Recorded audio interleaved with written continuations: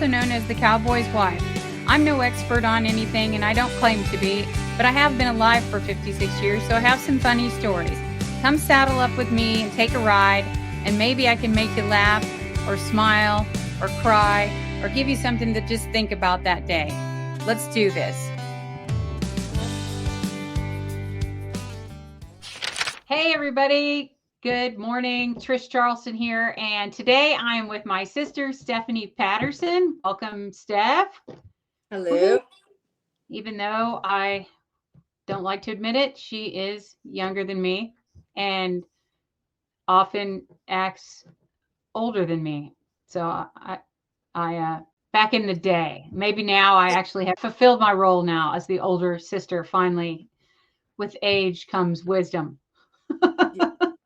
Because back in the day, I was not the best role model for Stephanie as a sister, I think. Always make the greatest choices in my life. So I apologize for that. I've never once made a bad decision and thought, gosh, I blame Trish. That's not true. I think you never. Well, good. That's good. That's good to know. I'll write that off my list. Yeah. Things that I feel responsible for. Well, don't, because that's never occurred to me ever. So. Oh, well, good. Yeah. So today we were just going to talk about growing up and how different things are today than they were back in the day. And so this is take 2, if anybody is interested. we tried this a little bit earlier and we failed miserably. Yes. But Steph and I grew up in a small town, Carthage, Missouri, and we lived in a little house, and the address was 2116 South Main. We still know the address.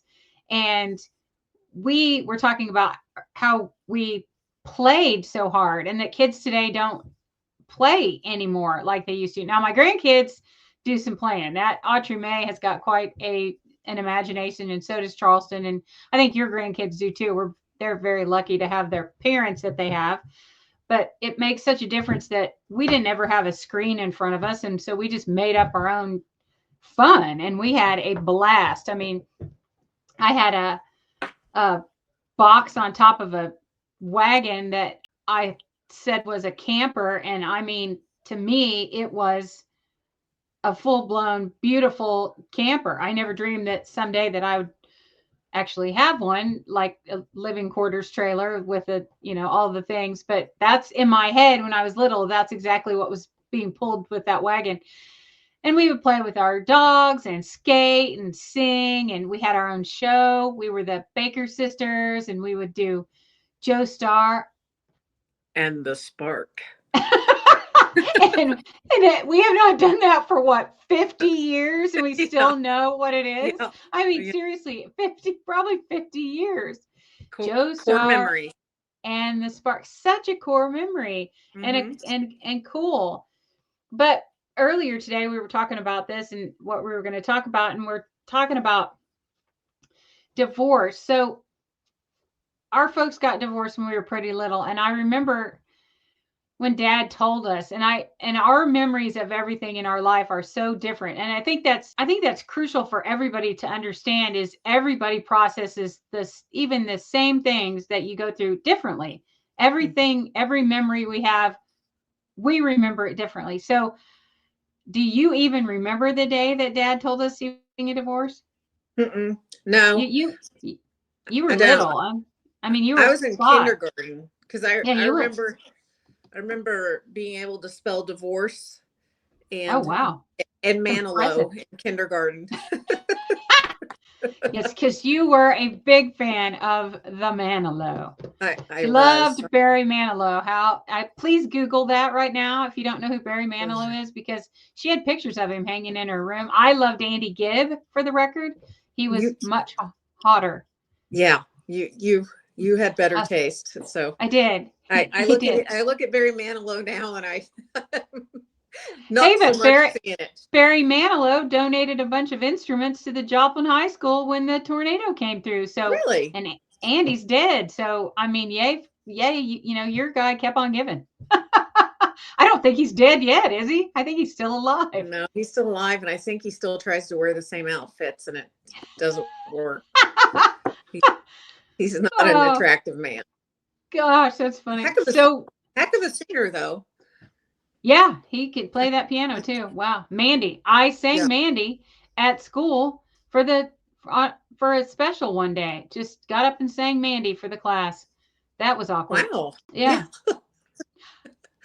So you were think of it now. I just was I liked attention. I would do anything, for some laughs or some attention, which, I think goes back to this day that Dad told us he was getting a divorce. But we were in the car. I remember being in his car, and you were 5 and I was 7. And he told us he was leaving. They were getting a divorce and he was leaving. And I don't remember crying, but I was very upset. And you just kept saying, "When you leaving, Daddy? When you leaving?" And I wanted to punch you in the face. I just so badly was so angry with you for that. So sorry, Dad. And you didn't know what you were saying, but you knew that he was leaving and you wanted to know when. I don't know why. I had stuff to do. I guess you did. I mean, it's like, when are you getting out? Because you got stuff to do. I don't know. I was looking forward to going to kindergarten and telling everybody, apparently. So what do you remember about our folks? Do you have any memories of them being together? None at all. Zero. Really? No, none. Nope. I don't remember life. I remember vividly Mom dating Dick, our stepdad. And in my memories, Cookie Ma Sandy is in every memory so I have no memories of Mom and Dad married at all. Wow.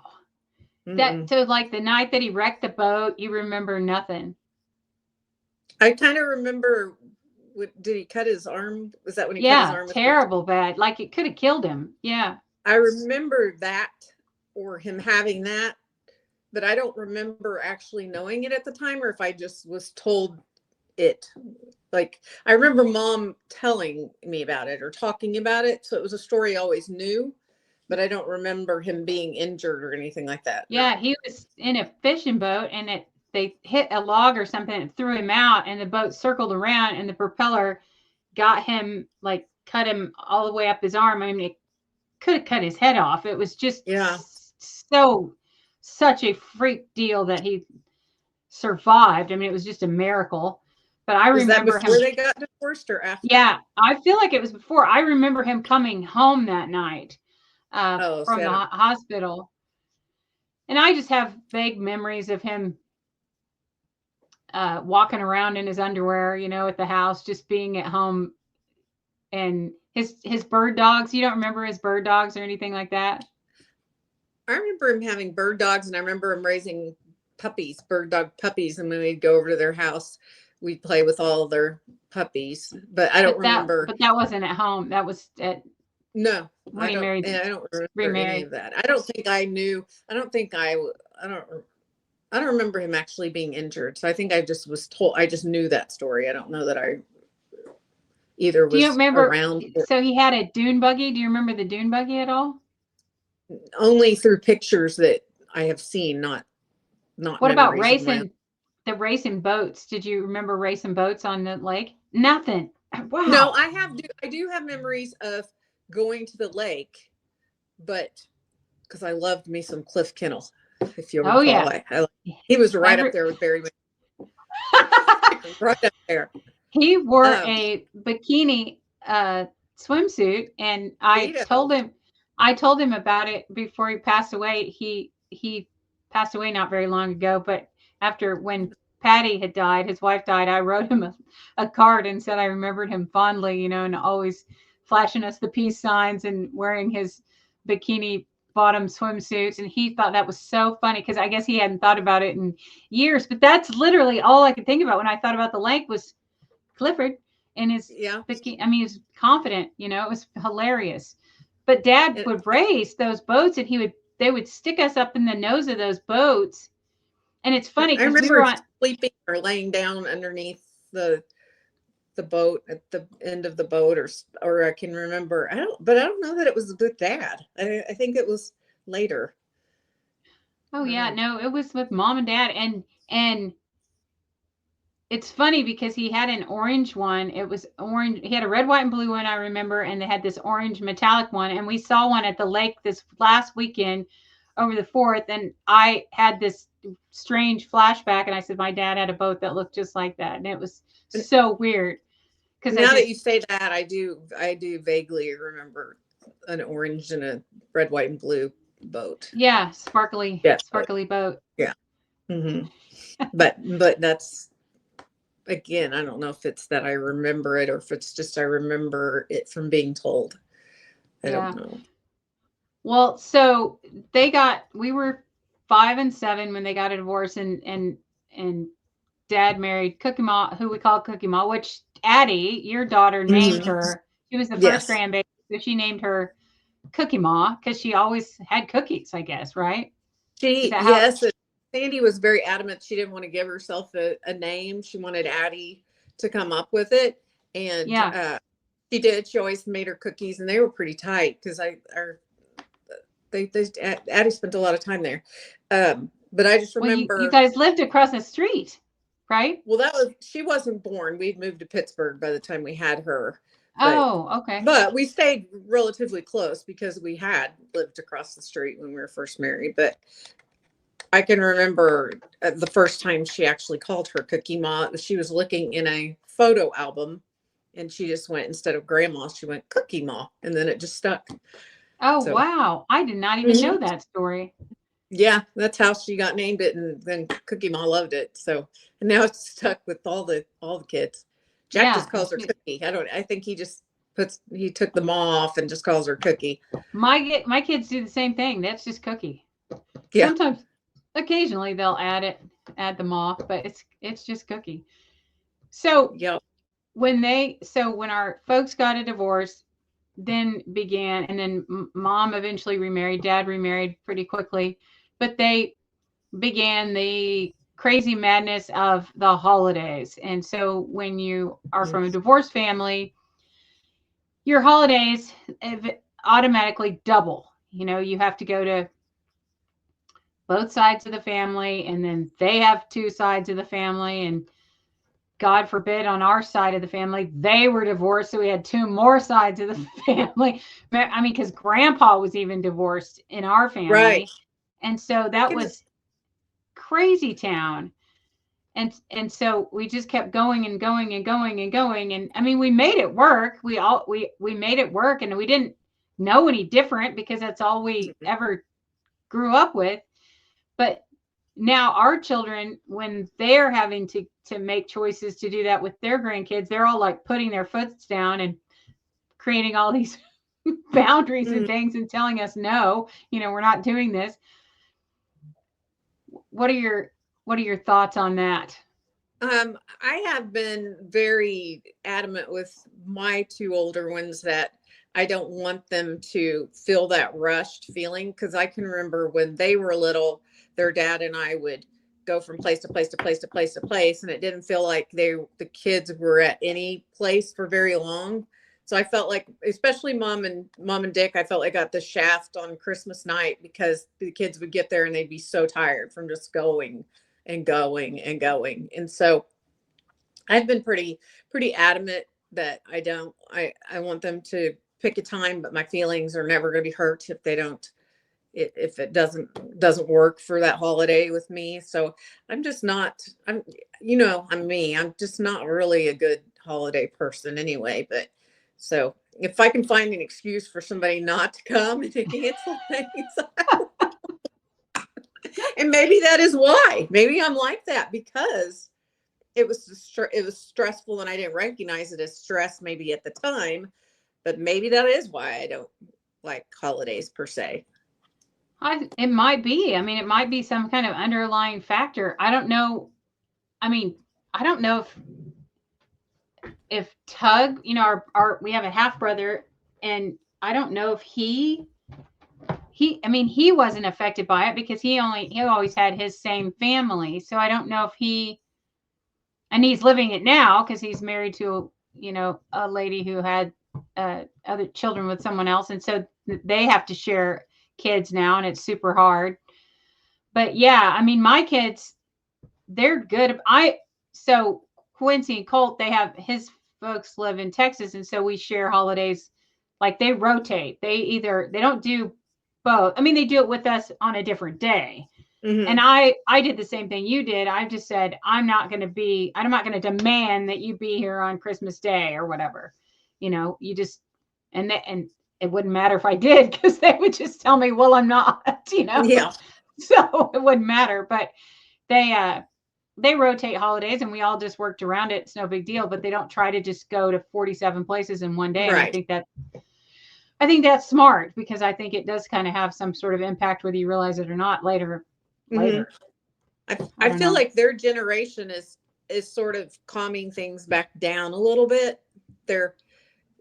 Whereas whenever they were younger, it was just go, go, go. And I think the new age of the computers and all of that was starting, and cell phones were a big deal. And so I think of all the places I can remember riding in your Camaro, from Grandpa Baker's to Grandma Jean's to going on. And I think now I panic when Jack's up the road if I can't see his location. And I think mom and Dick didn't have a dang clue where we were. They just had to search for us. I mean, Mom would just be driving around all night trying to find us. Oh my gosh, how horrible that would be.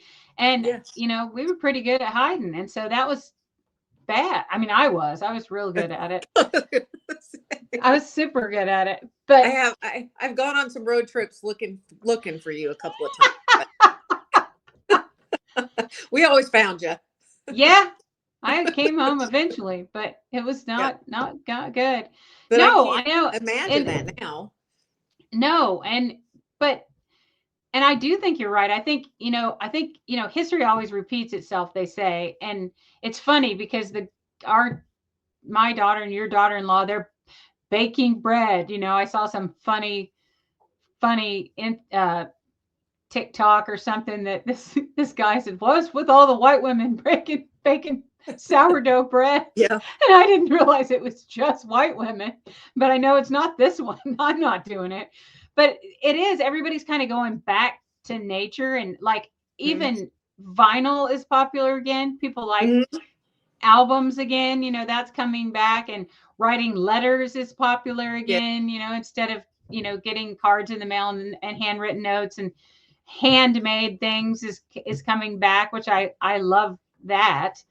Right. But I think that I listened to a podcast recently, and the Bible says in Esther that you were made for such a time as this.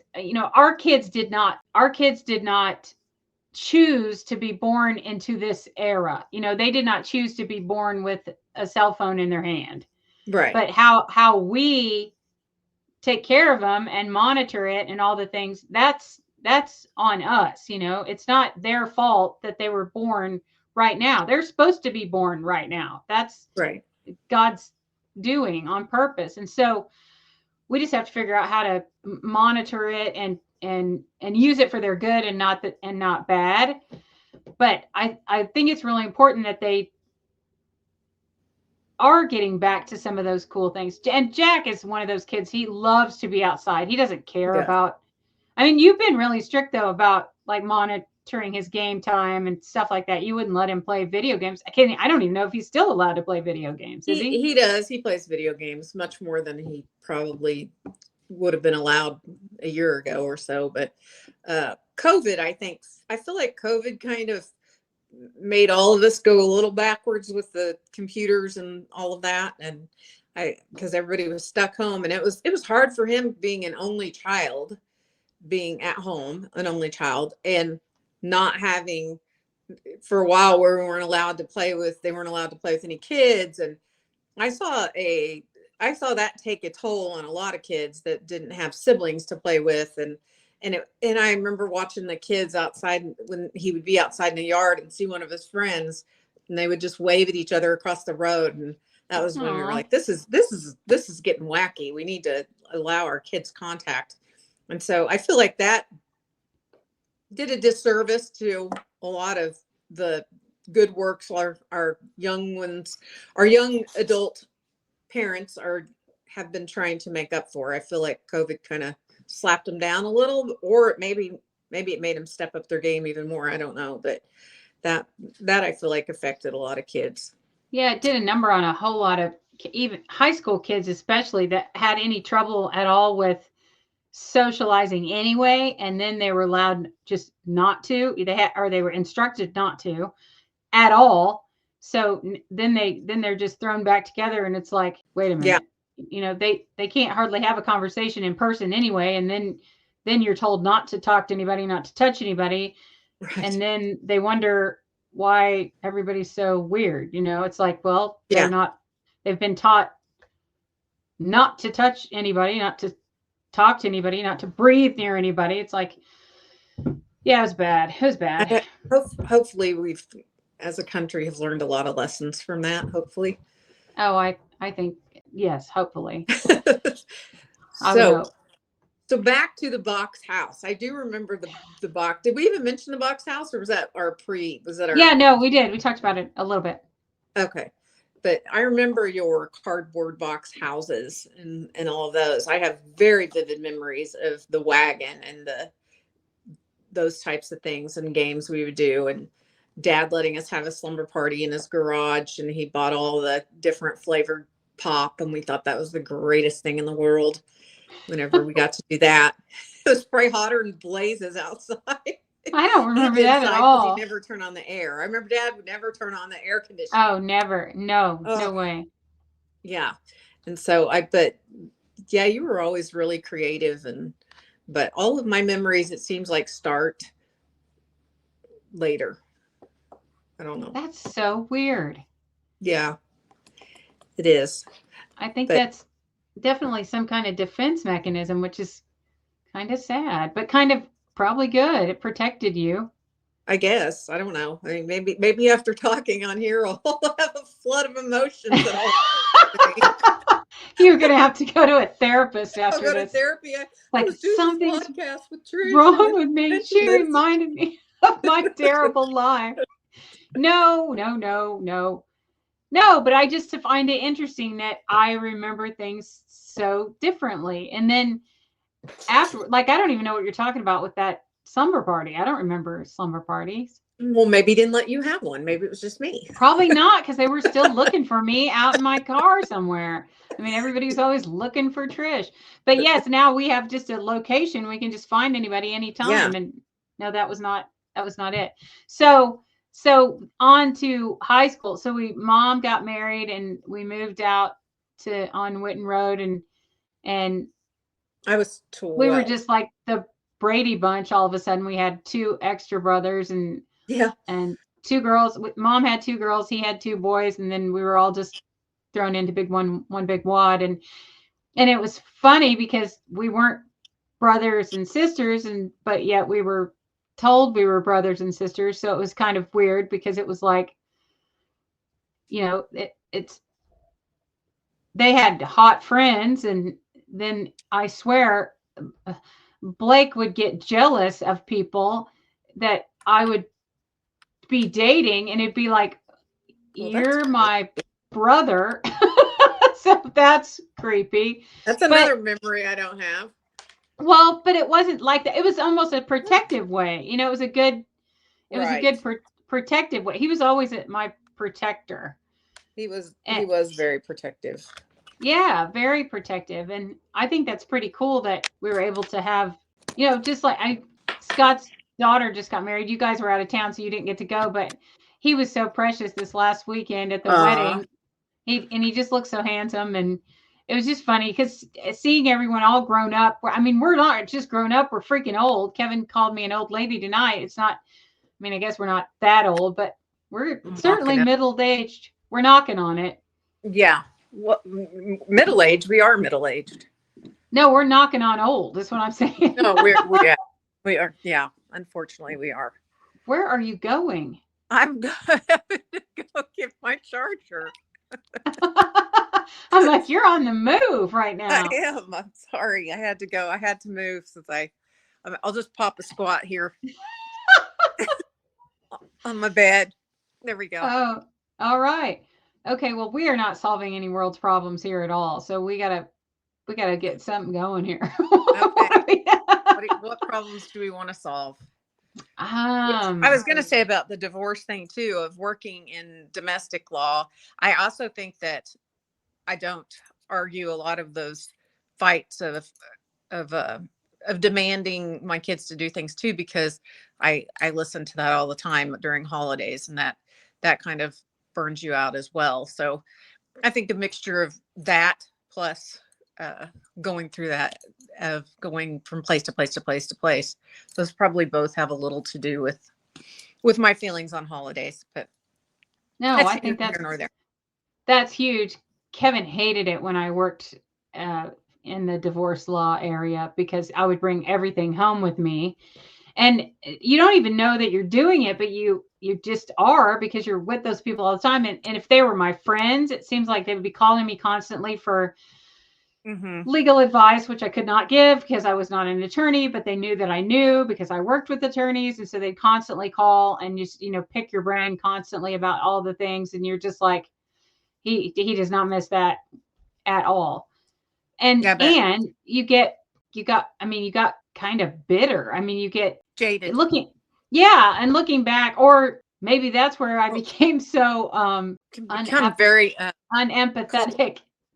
Yes, yes. That's Unsympathetic. I mean, I honestly think working in the prosecutor's office, working in criminal defense, all those things, it kind of, yeah, it kind of works on you that way, and you're better. That's one of the things we wanted to talk about. I'm glad I said that. So I did this Bible study one time, and I made the mistake of calling you and mom and asking you what my flaws were, and you were both very happy to point them out to me. But oh God. it was which is supposed to that's supposed to what that is what you were supposed to have done because it's supposed to be a growing thing. But you were talking about that I lacked empathy. And Emma and I have discussed this at length about things. And I think when you don't know about something or you haven't had it happen to you, you do lack empathy. But like you and I were talking about this the other day, the horror of the whole flooding in Texas right now.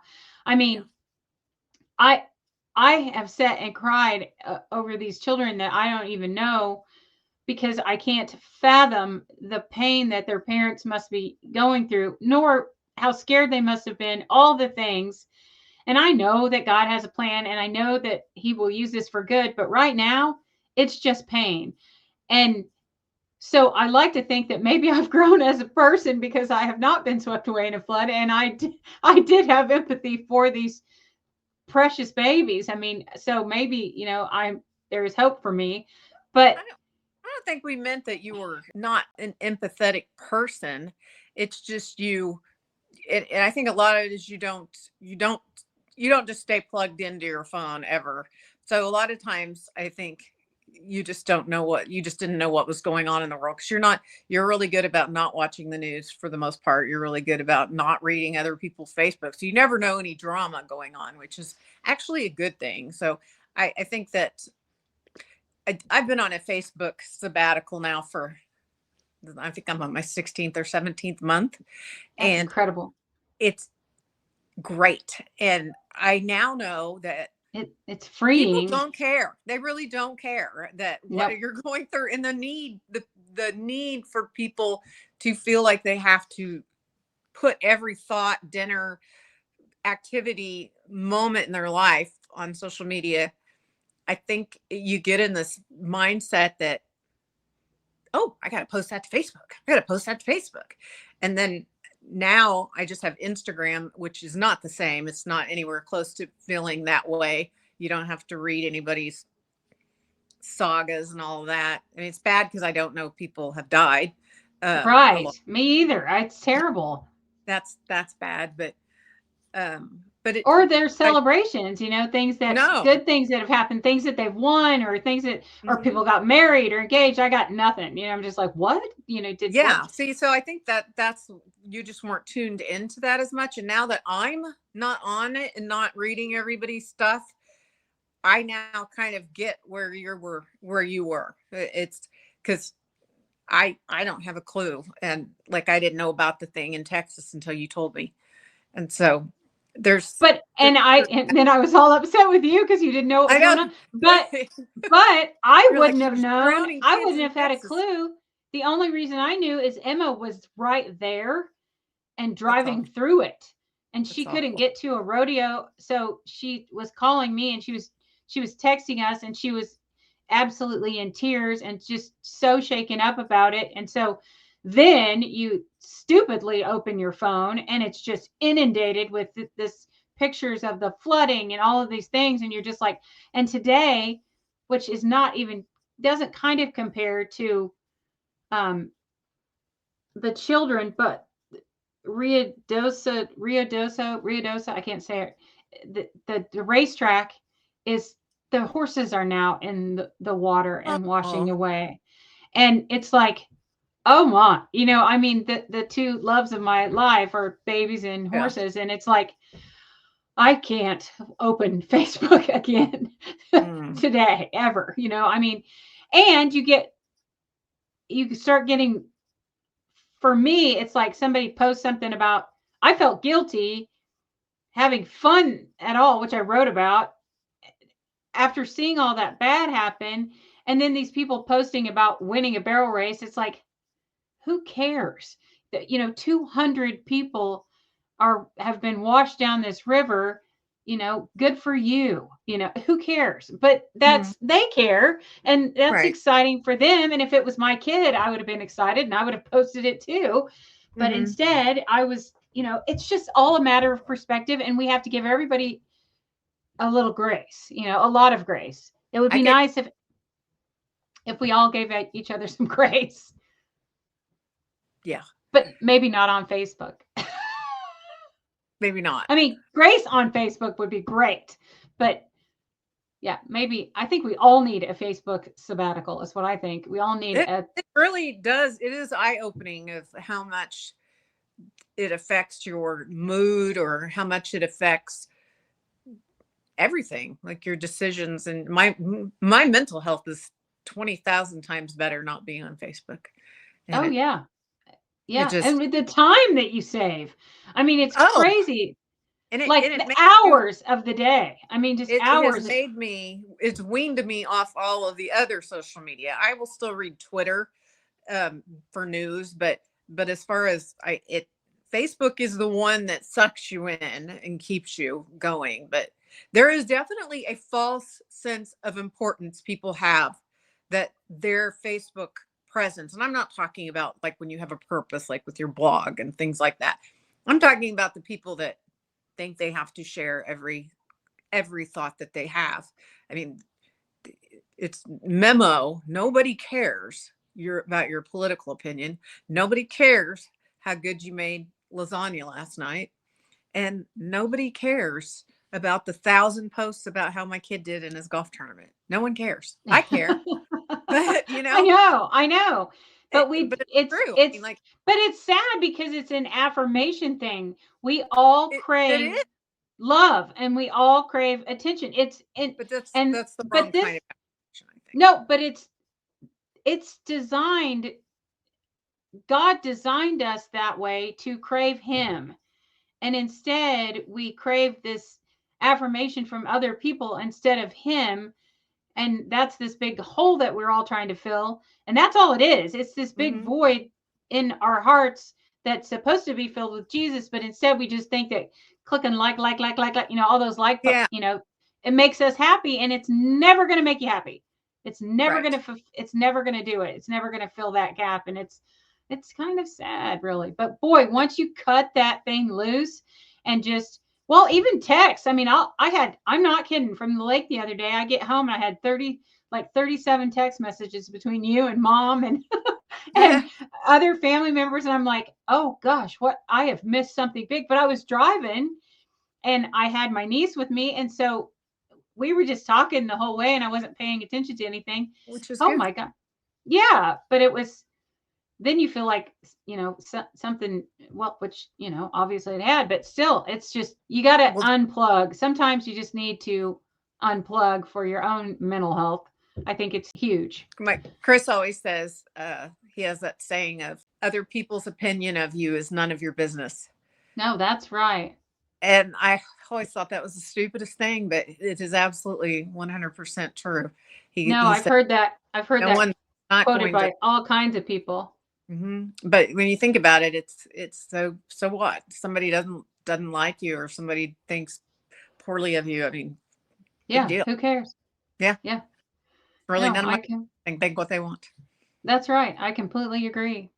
But I do think Well, that there's a fake sense of affirmation that you do get from it, and that's one thing with Jack. it's I've been addictive. It's okay. addictive. It is. And one time, what was he said? How many likes did I get on his? Because Oh we no. started his Instagram like long time ago, because all the golf parents keep track of each other that way, and it was Right. fun all across the country and world. All the kids, we'd keep up with all the other kids. Well, now our kids are getting at an age where they want to read their own Instagram, so we can't even talk about them to each other, because they'll get on and read it now and be like, why'd you say that? And Right. so but I can remember him being really little and saying, how many likes did I get? And I said, oh, buddy, who cares? That's not. So we stepped way back from the Instagram at that point, because Yeah, because I just, that starts becoming like an yeah, idol, and it's like an idol or something. And so, and you're, yeah. Or and it's just even the sort of, following, the name, the followers gives me the creeps. I don't like that. yeah, yeah. I never followed anybody on Facebook, but I did, I clicked on my daughter's followers one time and saw the people that followed her, and it was like, why are you creepy? It's just creepy. I don't know. It's different. Like with you having a page, it's different. People follow Yeah, your. but I mean, yeah, but even so, I mean, why did they call it followers? I don't like that. Why do they call them friends? Well, Because I we don't know mean, half of them. I know. And I've had people say, well, you're friends with them on Facebook. And I'm like, I have no idea who that is. I mean, that is silly. And then I don't know. another thing about social media, kind of off the, I do love running into people and hearing stuff for the first time and not knowing. I can have a conversation and I have no idea, instead of people saying, oh, I read that on Facebook of something that, because I couldn't, I already told everything that had gone on in my life. So nobody knew. Oh There my was gosh, I nothing left. do that. I do that too. And then, except I'm just the opposite. I'm the one blabbing everything that's ever happened in our life that weekend or whatever. And then when somebody tells me about it or comments, I'm like, I'm confused at how they know. And it's like, oh my gosh, you idiot. You wrote about it. They know everything that you've done today, Yeah. including, if you stepped in dog poop, they probably know about it. It's like, I don't yeah. think And you're, then I'm just like, how on earth do you know that happened? And then, well, because you're the one that told me that it happened. yeah, Because I've never really I'm felt your like friend we're, on Facebook and I don't know who you are. yeah, that is an issue too, when people will come up and talk, and I'm terrible about names. I'm terrible Oh, about, I'm terrible, terrible with uh names. Chris can meet somebody and remember them forever, and their siblings' name and their children's names, and we'll run into, because he's a salesman. I'm sure Kevin's the same way, but Who's we'll run into somebody and he'll be better than like, me? how's your kids, Abigail and Felix or something? And it's like, how do you know that? I don't even know who this person is, and he knows Oh yeah. everything. Oh, I And know. so I think that him being out in the world causes him to do that. But with Facebook, I think it does create also a false sense that you do know people and you really don't. But Yeah. it Or it yeah, a takes away weird. from getting to know people in real life. I know, and it's the I miss the personal conversations and things that people had one on one. Nobody. Luckily, my high school friends all still get together and we all talk and we have Yeah. a yearly trip and all those things. And when we do it, it's like we've never been apart. I mean, it's just weird because we're all just still very, very close. But I feel like kids today just don't have any idea what that's like to have that kind of friendship because all they know is social media. Mm-hmm. So I don't Yeah. know. I think I think that with my daughter-in-law doing the nature group and having the bonds Oh with yeah. the little kids and stuff, I think that's really a big deal with social skills. Social skills are so important, and I I like that about Jack playing golf. I feel like he's picked up a lot of social skills, but also because he has old parents, so he has to carry on a conversation with people all the time. Well, So I think it's going to come back around though. I think the social skills are going to come back yeah. around. And there's a, a book called Deep Work, and it talks about how invaluable you are if you are able to have any kind of an attention span. Like you'll be able, if you can do your job for an like even an hour at a time, because Mhm. people don't know how to do that anymore. Nobody Mm-mm. can just do their job without Still, looking at their phone. Nobody. And how yeah, invaluable that you really are if you have this skill to just simply work, yeah, be in thought about your job, doing your job for an extended period of time without interruption. It's almost extinct, which is yeah. terrifying. It's It like is, it's really it's terrifying. but, but Well, it's. we have solved no world's problems tonight, but I'm not even we sure have we have a solid topic of conversation. I don't think we do, but this was really fun, and you need to go feed your son. And so I'm going to end this recording real quick. Thanks for being here. I love you. Oh, I love you too. Thanks for having me.